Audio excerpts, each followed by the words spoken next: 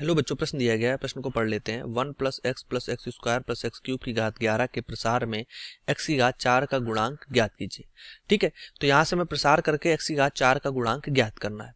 तो आइए प्रश्न को हल करने से पहले इसकी मुख्य अवधारणा समझ लेते हैं।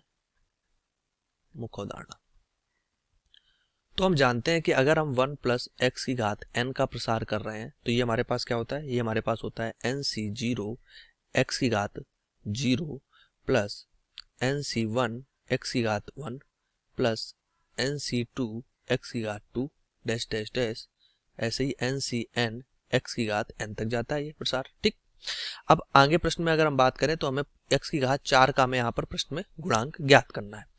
अब प्रश्नानुसार अगर हम यहाँ से देख रहे हैं तो हमारे पास 1 plus x square plus x cube की घात 11 दिया गया है। तो हमारे पास जो नीचे अगर इसमें देखें घात के अंदर जो लिखा हुआ है ये एक त्रिघात बहुपद लिखा हुआ है। तो अगर इसके हम क्या करते हैं, इसको हल ज्ञात करते हैं कि यहाँ से इसको हम क्या करते हैं, हल करते हैं, गुणनखंड के रूप में लिखते हैं। ठीक, इसको अगर हम गुणनखंड के रूप में लिखें x cube x square x plus 1। ठीक, अब इसको गुणनखंड करने तो यहाँ पे माना एक्स बराबर अगर हम -1 रखते हैं तो यहाँ पे क्या होगा, एक्स बराबर -1 रखने पर ये क्या हो जाएगा, 1 -1 प्लस 1 -1। तो मतलब कि इसका मान क्या आ जाएगा, 0। मतलब कि x प्लस 1 इसका एक गुणनखंड हो जाएगा। यहां से हम लिख सकते हैं कि x प्लस 1 एक गुणनखंड है इसका। इसका हम गुणनखंड करेंगे पहले।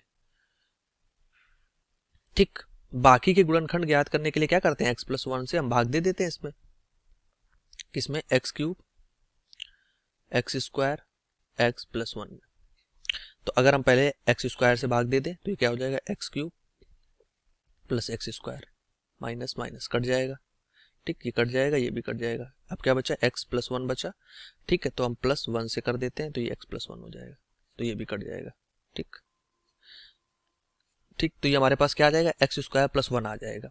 अब एक्स स्क्वायर प्लस 1 ये इसको अब किस तरीके से लिख सकते हैं, अब इसको हम लिख सकते हैं, एक तो हो गया एक्स प्लस 1, एक हो गया एक्स स्क्वायर प्लस 1।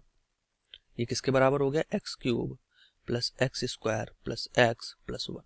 ठीक, इसको हमने इस गुणनखंड के रूप में तोड़ लिया।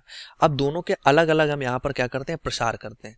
अब अगर हम पहले 1 प्लस एक्स की घात 11 का प्रसार करें तो क्या हो जाएगा, 11c0 एक्स की घात 0 प्लस 11c1 एक्स की घात 1, 11c2 एक्स की घात 2, 11c3 एक्स की घात 3, 11c4 एक्स की घात 4। हम एक्स की घात 4 तक क्यों जा रहे हैं, क्योंकि हमें एक्स की घात 4 तक के ही गुणांक ज्ञात करने हैं, आगे के गुणांक हमें नहीं लेने हैं, तो बस यहीं तक के लिखते हैं। ठीक है, उसके बाद 1 प्लस एक्स स्क्वायर की घात 11 है, तो इसको भी लिख लेते हैं 11c0 एक्स स्क्वायर की घात 0, क्योंकि यहाँ पे एक्स स्क्वायर है। फिर आ जाएगा 11c1 एक्स स्क्वायर की घात 1, फिर 11c2 एक्स स्क्वायर की घात 2। अब यहाँ से ये एक्स की घात 4 बन जाएगा। अब आगे अगर हम घात रखेंगे तो उससे 4 से बड़ी होने लगेंगी घातें, तो उनके भी मान हमने यहाँ नहीं रखते हैं। अब दोनों में से अगर देखें तो हमें एक्स की घात 4 चाहिए। ठीक, हमें एक्स की घात 4 के गुणांक चाहिए, तो हमें एक्स की घात 4 हमें कम मिलेगा। देखो, जब हम पहले 0 वाला ये ले रहे हैं, अगर 11c0 ले रहे हैं, ठीक, तो इसके साथ हमारे पास कौन सा पद होना चाहिए, 11c2 वाला, तभी तो यहाँ से एक्स की घात 4 मिलेगा। तो यहाँ से एक्स की घात 4 तो हम बाहर लिख लेते हैं, तो यहाँ से गुणांक लिख लेते हैं 11c0 ये वाला लिया, इसके साथ गुणे में क्या लेंगे, 11c2।